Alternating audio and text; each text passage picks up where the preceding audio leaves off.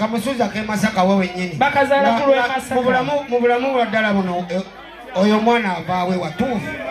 asobola tujja wano n'atutwala Masaka ewaabwe wennyini naye musuuza otumidde budoogo bwo ffe kati ffe tuddemu budoogo bwo beera ne budoogo bwo mwekola ebyekisiru bye mwasalawo okwekola ffe twagala bakazi okitegeera ffe tetujja kubeera awo olw'okuba mwakagwa mulaavu n'akaana kali kammanyiire nga nze sikwagala ate sikuyinamu feelingi kampalanira bwereere kakyala kamusuuza kafuuka kakyala kamusuuza ku mukutu ogwo federation yafuuka kiddukiro ky'abafala kasitali afiiringamu nti leero ndi fala ng'agenda mu bafala banne era we bampita nagaana abantu bonna babakubiranga bamuddula baani buli muntu ye bamukubidde kati ku kamera kirabikanga buli muntu agendayo ayagala kati kingi nze we bampita togenda eyo mugasiya bambi nze we bampita ne mbagamba yemba nga yenze muyimbi gwe mwetaagaawo ng'ennyimba zange ze zirina okubibwa mufune azimanyi azimayiminge era twazibateera eyo bafunefunengayo agira awunewuna obuyimba bw'abakyali bwaffe ffe tujja kujjaeyo ate nina nno benjagala atume naye naba tebavaamu yadde omwasi abasajjasajja kale wakiraba ekitundu boogere naye agagaana ako mbuke Masaka kogere Masaka wawenyini abafango nibaze nalabye omuwala omulungi ng'agaayo omuddo omuddo is the order of the now ojja kuyiga nkutidde ojja kuyiga okaluma muganda wange kajjako stress kino kyendaba kizimbe bakigayiza wiiki bakigayiza banga dakiika nga kiweze kityo genda ononyereze mu byafaayo mbali bakubye cricket over oleeta akatabo wansi owandiike wansi otegeere mu kaseera katene nnyo mu bbanga ettono ennyo mu sound eyakabi mu interest eyakabi mu byafaayo history in the making temwapangisizayo wadde wa drone twakufaananyi erisha yabadde yabagizi bali enskin abazze mu kivulu gambe yagikolera bananyi baayo gambe sanyuka TV buli kimu ekirina ate ina drone shot sanyuka TV kati yeriko nanti gwagamba temwabadde bantu Haji Yasini yazze ekisawo nga in fact yalimu abantu nga 10 semanyi nakumanya plus ali mu cricket over number ama yajjudde oyo kali mu cricket over number yajjudde de mitwale emeka ebiri baba mu abwerere temudda okuvimbisa nnyo olugogo muno nakuba lugogo na eno yawedde kati leeta ekirala Risto Boutique wano ku Kamukamu Plaza Entebbe Road Kampala bayina engoye okuva e UK ez'abaami n'abakyala kosa n'abaana ebiteeteeyi ebirungi bayina tops bayina pants ennungi ez'abakyala kosa n'engoye ezambalibwa munda bayina engoye z'abaami ng'amasuuti bayina t-shirts ennungi jeans ennungi engoye endalira abaami ze bambalira munda bayina diapers oba ziyite pampers okuva ddala ku mwana azaaliddwa paka ku muntu omukulu engatto z'abakyala ennungi n'engatto z'abaami byonna babina wano ku Risto Boutique n'ebyokwewunda eby'abaami n'abakyala mujje wano ku Kamukamu Plaza first floor F46 oba osobola okugiyita FF46 nga weritimbiddwa ku mulyango gwalyo oba ku ennamba z'essimu eziri wansi awo babere nga bakolera delivery. Little Bird School Mixed Day and Boarding School lisangibwa Nansana Kyebando Nsumbi bagamba nti gwe omuzadde akola ennyo ng'obudde olina butono bw'omwana wo mubakwase babere nga tebamulabirira bulungi mu by'okusoma ne mu bulamu obwa bulijjo saate era ne bakugamba nti gwe omuzadde ali ku kyeyo osobola okuba ng'obawa omwana wo paka contract yo weggwako oba paka ekiseera kyekyeyo we kitambulira oba paka w'okomawo n'olaba ku mwana wo as long as obawaddeyo byonna ebyetaagisa okulaba ng'omwana wo bamutereka mu kifaananyi ekirungi bayina emisomo egy'enjawulo nga kwotadde ne computer lessons eri omwana okuvira ddala ku muto paka ku mwana owa P7 ate ng'era nkutegeeza nti n'abantu abakulu abasobola okuba batuuka ku ssomero lino nammwe basobola okuba basomesa computer essomero baliyita Little Bird School liri mixed day and boarding lisangibwa wano Nansana ng'odda ku Kyebando ekyalo bakiyita Nsumbi. Bannayuganda nyongera bakubiriza n'okubagamba nti okuzimba si kuzibu kasita oba ng'olina poloti yo nga weeri ate noweesiga abantu abamanyi ekyokukola kugeza ngaffe abaleko construction company okuzimba kuba kugenda kwanguyira. Tulina abakugu bonna abakubi ba pulaani abakubi ba structural drawings, electrical, mechanical ebya welding, painting, ene nyumba tugenda gijjako engalo ng'efaanana nga bwe twagikuba mu plan. Peter Ali Moses, marketing manager wa Tete Business Solutions. We deal in printing, branding and general supplies. Tukola signages, tukola corporate wear uniforms n'ebintu bingi. Bino byonna bye mulaba mu dduuka. Zino samples. Buli kyolaba kyonna tulina stores. Tukola bintu bingi. N'abasinga bamanyi tukola printing and branding only. Naye tukola bingi, tulina departments ezirimu civil engineering, ezirimu installations, mechanical installations n'ebirala. Tuli located at Lighthouse Arcade behind Charm Towers, C12. Era bw'otuuka ku C12 obupande waffe wonna oba obulaba.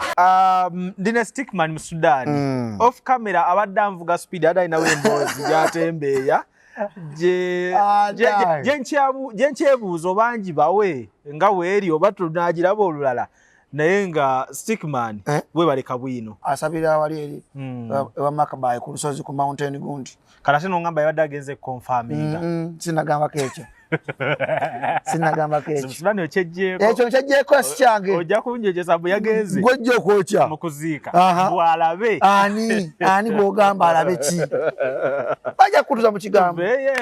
kubanga nokenyinya gamba teyalwala yagwa bugwi kigwo abula n'agamba omutwe gunnuma munjemu ku mazzi teddamu kwogera abula ebigambo ebifaanako bwe bityo birina kye bireeta concussion mu disguising noja ku ground kati concussion kyo kijjeewo kitegeeza ki nti ebintu ebimu bituleka mu confusion and don't feel it kati otwongedde obuzibu confusion kijira mu concussion nti wobirengera n'obiwulira from angles onayogedde kino kati kalondozi ku mboozi gyogenda okutera kalondozi wenaafuluma ebigo byanafulumya awanabitegeera ngera kwera konkanti yetu okyagede tulina son of Mama Namutidde Stickman mu Sudan mbabi mulwadde Mama Namutidde yamulwadde ki ati pressure yamukubye bambi nga nafuna stroke nga kibi era tugenda mutu Mulago hospital abadde akyali waka akyali waka bambi mama wa Stickman mu Sudan mama waffe yafunye pressure yamukubye yafunye stroke yasanyaladde side emu ey'omubiri bwetu yasanyaladde kati too bad mawulire si malungi ago naye twongera okumusabira Katonda amusaasire tulina omufangoni soja ye kati mufangoni namwe mbeera n'ennamba ranking tulina namba mwina just top 10 just tuye top 10 naffe buli omu amanyi position ye wava ne wakoma buli omu amanyi position ye nti nkoma wano kiyingira nnyo tojjonkera buli muntu alina department ye bwokoma tolina genda all over the bar tosukka so mukulikayo mu kivvulu alhamdulillah mwe batusabira bannayuganda abo ate abo lwaki oyongerako nanti abo kuba lwaki ngamba abo nti bangi abaiti bakkiriza kinaabaawo bangi abatakisuubira oba it can happen mu wiiki emu ng'eyo bbiri naffe ffennyini naffe abamu naffe twakityamu tugamba boy no cricket over nene mwasooka shone mugitya naffe cricket over nene bannange eyo kati bagirangira bbanga lya myezi naye baba ne ya week naye finally abantu bajja abawagira alien scheme abawagira alien scheme n'abajja okulaba ku kyali kigenda okukolebwa mu kivvulu ekyo tubeebaza munamuna abajja abasupportinga ku TikTok okusinga ddala TikTok sijaga magundi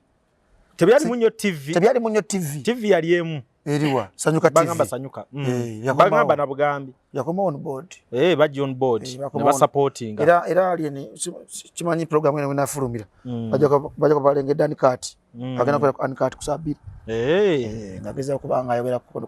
ko biche byali mu show ngate mateme ekivvulu mwebale nnyo ngwenga gwe ekivvulu kyakutambulidde kitya bikibye walabi mu kivvulu ekivvulu nze mu kusooka nagamba nga abantu nti nze ku luno ngenda ku sheno ngenda kunyumirwa sikola mawulire era ku channel yange empya Stickman mu Sudan UG interview tekuliko nyosho nyingi alien skin nali nze kenyini ngangeze kola muyimbi omu upload nesayo kakatintini negambye nti mu kaseera ako nti ku Fangoni tuyinako abantu abakola emirimu nti kati Clement kwolwo olunaku lwali lwa Clement alina okuba live ku TikTok ye etambula we bali nnyo so kati nga mwino okukwata mu kilipo otintini oba kyoneganize kwolwo nagamba nize kunyumirwa show ya muyimbi kwa ye show Alenskin gye ngamba gyagenda okuyimbako show ye ziri zonna zonna abadde nga tayimbanga abadde akola ki ate nga zibadde nabayimba zibadde nga kifuza business ziri zabadde akola zibadde nga kifuza business ba promoter bajjira mu mbeera ya kufiiriza muntu oba kwata kinga muntu ne bamutegeka eno teyabadde mu kwata kinga kwata kingani tebabadde muntu katulageko abajonkezi nti tukyalina numbers babadde bagamba yagwa yegadde kola konti nno kiro tekiri mu government tekiri muntu n'omwani ki ali mabega twalabye kuba n'abanene abasinga bonna bali bamwatakinga kwani ku government nti akolera state tetwabalabye ku stage bino bibajja mu bivulu yavaayo nakola state nagamba ngobye bulwa NRM wa ewange pozi ngoli fan oshitegedde so embeera iteyabadde muno ate abampuga bazze nagula ki table ne bawamba akazindaalo it was independent show ya Fangoni tinalanga show yanga abantu bakola ki ne bajja abafangoni bazze nalabye omuwala omulungi ng'agaayo omuddo omuddo is the order of the now ojja kuyiga nkutidde ojja kuyiga okaluma muganda wange kajjako stress kalisanga kati nzendoza kumamana mutidde newe nakasamu kutama nja kakalamu kompola mpola pressure zikole ki ogene ngo werabye mpola mulinde package kumachya otegera so omuddo gukola gutya omuntu ng'agugaaya ogaya gukuwa okulowooza ate nga njagala lwanisa birowoozo ebizimba wogaaya amayirungi ofuna ebirowoozo ebizimba kivule bono ono tebamanyi yajja atya they don't know alien skin that's why they fear why they don't know nti amayirungi galingawo nga tugalya nenga tugalya mu kimu kwekweka ono waje nabalaga muno kino si kibi eno business ebezezaawo abantu ate nga bafuna mu sente nawe ogira ng'onyumirwa go gali katale kati kyalinga Kenya nga bagalya ku TikTok live Kenya nabana bavuga biroole bano ngamba ku TikTok kyalinga Kenya nga bagalya live ali nakikusinza nakisa ku TikTok wanene nga kuba kibozibozi waguluma kitegeeza mu bawagizi babazza abasinga bali ba mayirungi abasinga nno baite bagamanyi nagamanya galya abo bolengera abo wala buna bolengera bayize mayige baite manyi kulya mayirungi abasinga ba weeks 2 abasinga ba mwezi gumu abasinga bayiga ku first phase eyagondi kwa festival abasa ku star danger abasinga naga munonzo okaluma kampunyira bulungi ngayizaamu oche ne bolo bazigula bolo yetya bolo jutafusini jitukola etamanga visibility usanga linga alina amalibu nenga atyo katandika jukira bolo yo lujjo gitandika etwala obudde etya okujizimba ozichenda banga ozimba kizimbe ogendo yongerako bongezi ofuna akakola nokasale nakapike nogaya nokota akakola nokata botyo kino kyenda bakizimbe bakigayiza wiki bakigayiza banga dakika nga kiweze kityo omwana nga bagaya banywekerezaako amata munange mayirungi munange siwa bwavu kulya yatoddanga nolengera omwana ali muguluma noloza muno mwavu oguyinga olina okwamuna emitwalo egi ebiri egisokebwako ekitone nnyo ng'oli mwana wa mudipo ow'omugeto asookerwako ng'oli wa mugoteko weetaaga emitwalo egi ebiri kati omanya agenda funa ka 13 ku 12 afuneko pike olusi n'erizi olusi n'obubanga oba oplane oba olisi abeko ne watuula aguyingire abaana nga beerunga otegera wamala oguyingira atalina okuzikira aveekokko njukira oba oyase otuntu mu kooti njukira gambye akuteeka mu hypes ziri nobeera nga nobanga simu kubenga wale mukwano omukazi sawa ezo sonomuga ebigambo nga mutwalo simu wanene ekitegeeza abafangoni tubamalirako bwerira obudde olusi boogera bali mu hype si hype era batyenga nnyo ng'ayogedde ng'agulimu gambe gukuwa okulowooza okw'amaanyi gukuwa okulowooza okwaki okw'amaanyi tosobola kulizoninga na muntu aguluma ndugu wange kakulya kaddeire nanti kakabagagga gambe paaka esookerwako VIP ya mitwalo ebiri no paaka nga okute VIP paaka ya mitwalo ebiri tulubeeyo ya mitwalo ebiri olongenza mba VIP ekitegeeza kabira kutugabane kwa waliwo gwenda bange yadda tafaanana ekyebiri ekyo ekya buli lunaku nanti kati kigaye muno omwana w'omuggetto ate yabasa n'emitwalo emeka ebiri agula ak'effite oba ak'enkumi emmeka ak'ebbiri ak'emmeka ak'essatu ate kati muguno omusana ogwako ennyo kati kabeeyimu mitwalo ebiri ku esatu kati nsobola okubeera ku fangoni awo nga sigaaya ne banzikiriza nosobola bangi waliwo abatagaaya bangi panisha talya mayirungi ajja talya mayirungi musawo taguluma babeera ku fangoni iburato taguluma iburato tulina iburaka badia taguluma taguluma komanda mudodo yaguluma oyo masavu skiribenge suwa wini Scorpion yali atya midede suwa Scorpion agaya Scorpion mwana w'ebbakuli oyo Scorpion yesimula banko simanywa bula ate Julio Julio nedda taguluma yo taguluma ekitegezo sobera okufango ninga toguluma ya we bali bangi eri kiri sikyampa kyabo yagalire just twakiba kwasa ndi we bali mu vibe okiyingira watoto mu vibe kireke kyesonyiwe kyesasire kireke segende awo tuli so abana bawala bwenengera mu kivulu ekyo tobatya babeera bali nnyo akola emirimu gye ekawungezi nakakanyira mu vibe yange ate bamusanga mu show happiness nga yeetadde omuntu obanga yeetadde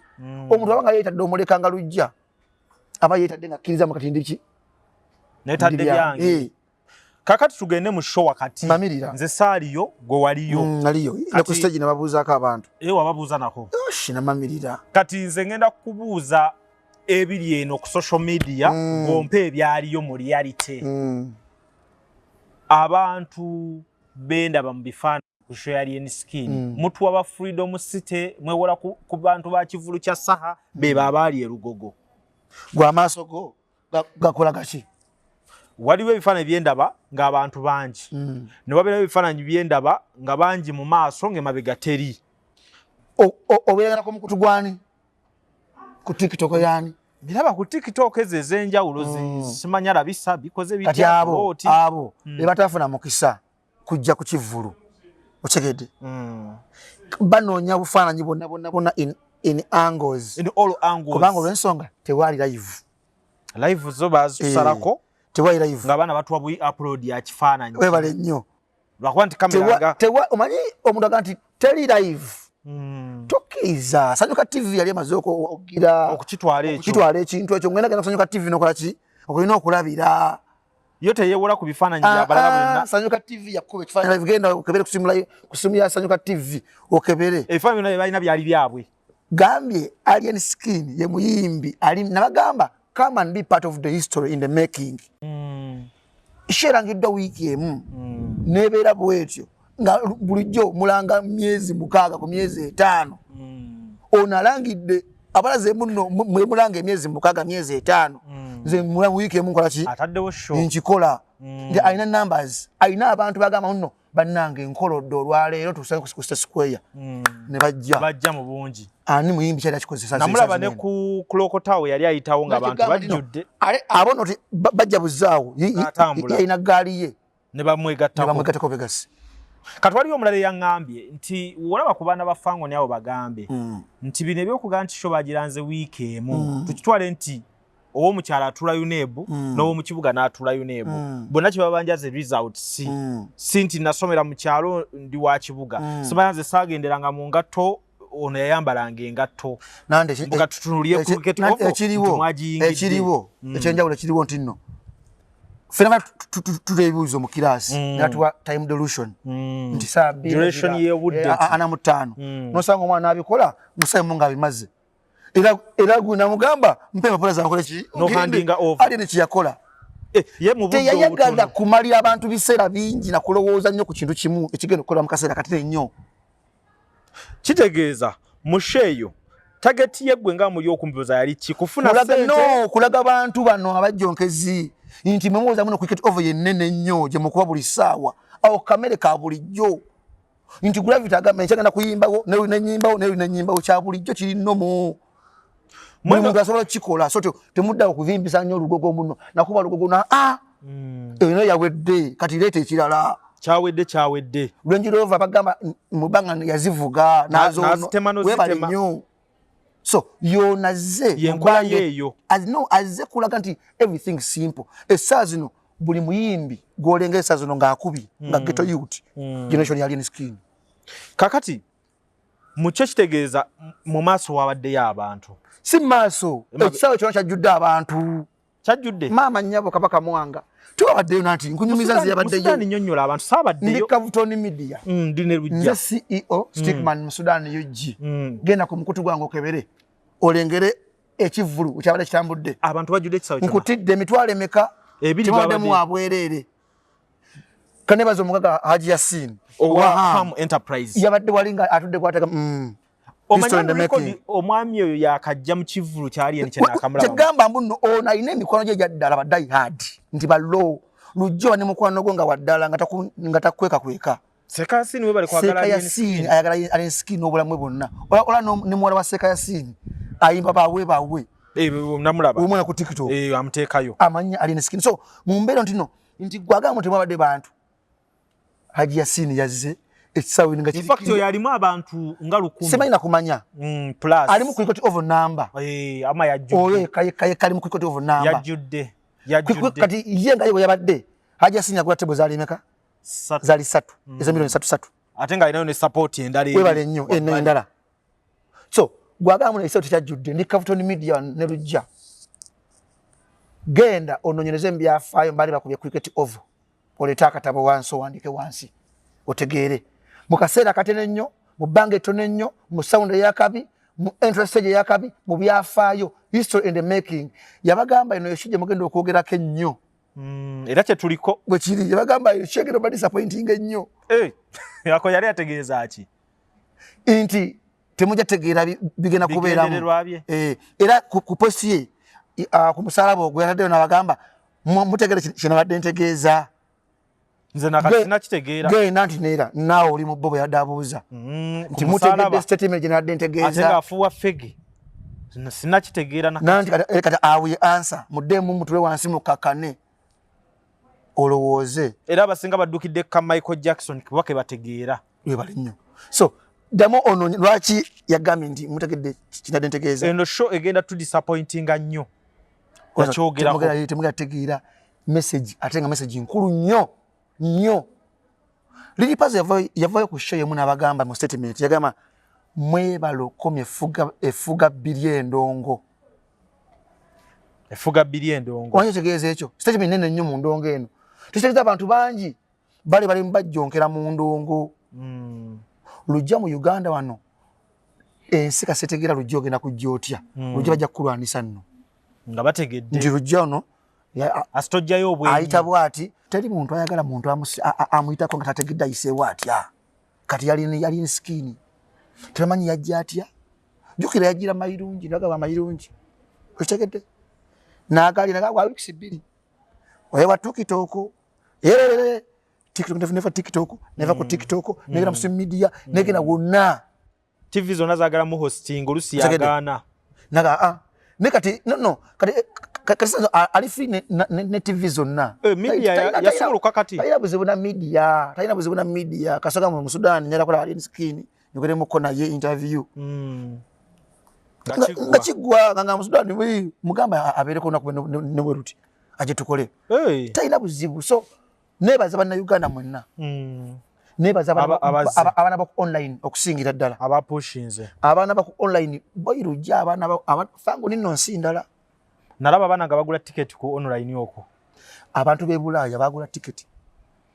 abataliwo abantu be Bulaya bagula ticket abantu bali nnyo kuva Bulaya okujja Uganda okulaba ekivu bino biga byafaayo ne Costa gye nalabye nga bava mu byalo nga bazze kuwagira kivulu oli atambuza bigere kuva Jinja kuwagira alien skin fangon soldier kati gwe ngabera na alien skin kino ekyogerebwa nti yagwa kinjustifyingire nti yagwa okuva ku stage ki era ali kumutendera kigwe nga atambula naye okugwa simanyi muntu kyabategeeza bagamba yagwa okugwa kutya anage chenjagalo justifying nti nga woolaba oyinza okugamba nti ffe lwe twali tutambula ku street nga abantu bakungana naye kati tebakyakungana oba tebakyamutegeka shows tebakyamubuukinga igoola bwotya tuwe ebyokumpi nga wendaba nti amaanyi geeyongera nebba zeeyongedde ne ssente zeeyongedde kugejja kati gamba amaanyi geeyongedde nebba zeeyongedde kubanga abantu abazaawo bwenagambye statement yakoze statement tibeera mu history in the making ti mu wiiki emu asobola okukowola abantu ki ne bajja ku ssente ne basasula tebo milioni 2 3 n'emmeka omuntu abayagwa tasakikola mu wiiki emu kitegeeza amaanyi gaba geeyongedde kituufu bakyamubuukinga kufa bufi ale kati yeeyongedde ssente nnyingi wabbeeyi waliwo kampuni y'emmotoka badde njogera nabo ku ssimu waneeno badiringa into Germany cars ate ali muntu wa Germany cars bagala genda kola business naye gambye Pepsi Cola ku kyokulya kyayo ekimu eyagala Linsky na ambassador waacho bamuteekeko n'ekifaananyi kukifaananyi ku kyokulya kya Pepsi Cola ekimu kubyekola kampuni ebyekola ate nga nabakabananga bajja ebifaananyi bye ku boda otegera boda bino njogera birala yawula entegera boda wajisa kuntegera yange so kati twawule Pepsi ku boda Pepsi is a big brand okay Otegera so ababoda mubene maaso ffe tuli ku mulama gwa Pepsi gwe omuntu avuga piki ku kkubo omanyi kuoyita n'omwana kuomuyisa n'ojo study n'okolobola ekkubo gobera maako obuntu so gwe mba sina kyenkwetaaza wadde mbalinnya nabona nti mbagambi abayagwa a big company like Pepsi Starbucks Sanyuka TV and other companies to come on board to support you kitegeeza you still a big brand oba w'amaanyi kwa Pepsi zolova bamesa bagikubira obulango oba w'amaanyi Pogba so kati nawe omanya nti ndi muligiza abantu abo nti Pepsi webanga entimba ku mitimbagano gyayo ne Pogba abakola ki andaba nemesa abandaba so kati awo alina skin watuuse ba partners be in business ba world star kutidde yagamba gena kubera international nga muwakana kati ali is international I'm telling you kakati ebivulu ebigwa ku cricket over tutera obigerezeganya netugamba kati ekivulu kyali en skin tukigeza ku kyagundi kino kyali en tukigeze ku kyani tewali kubanga United yegera ku muyimbi nomu era bwe yaraje ngamba kivulu nanne kivulu nacho girageranya nti bwe yarachikola tegala mundu ngana nsinge gundi kino kivulu yakikola bawagize bakimusaba osobola kinkoleranga mu namawulire kati notakikola nga fango ni soja bwe kiri kingambe nti ali skin yakubye cricket ovu ngani ngali ni skin wafango ni soja fango ni forest mu kivulu kya Rage waliyo mu kimwagala okukola comparison otegeera Rage ye motive ye yali yakujja kakasaba na Uganda muno siriwe embalala yokayoka ne kampala kola ki nkubayo nali ali ni skin kyo yakikola dda yakuba embalala akubye eggulu akubye wonna waneeno alternative ebadde esigaddewo bajja cricket oval nga Afrika nekoze eki eganye otegedde kyabulaga muno it was late advertised in a short notice okwa muno naffe tufuna abantu betwafunye so tukadde muno nakoze kivulu kusinga gundi yakoze kivulu ku village bamuwadde ne ba successful najikuba bulungi nnyo nete yakoze kivulu muno nze nakoze natadaawo kati nepime ku mizani nedda era tonawulya mboozi n'emu eyo ku mutimbagano tekiriyo zakana akajanja k'abana Uganda just nga yes tubeeramu ako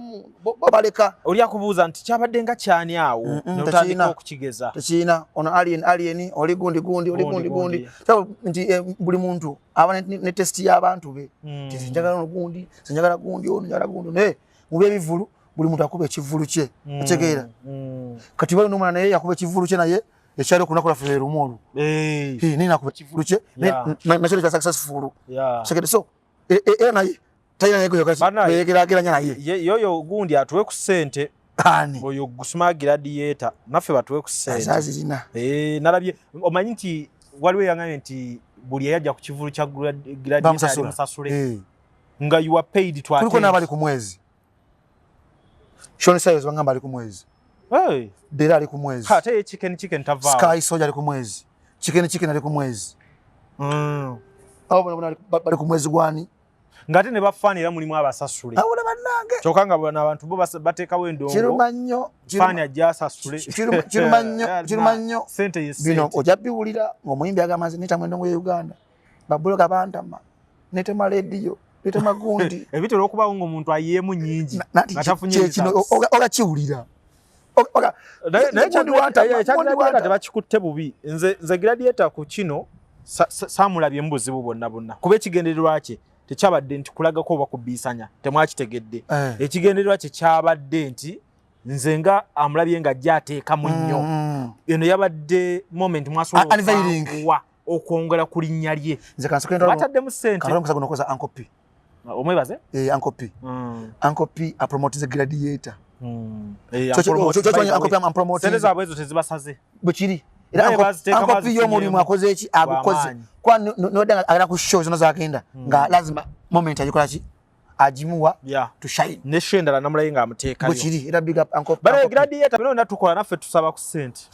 Zibanje chako nagenda nenkola birthday ya Sefuke era yali ku forest nangisayo era nenkolera bulungi yakola bubi neja sina kuzina kati birala mu komoto abajonkezi bangi abantu bonna bayiikaawo kati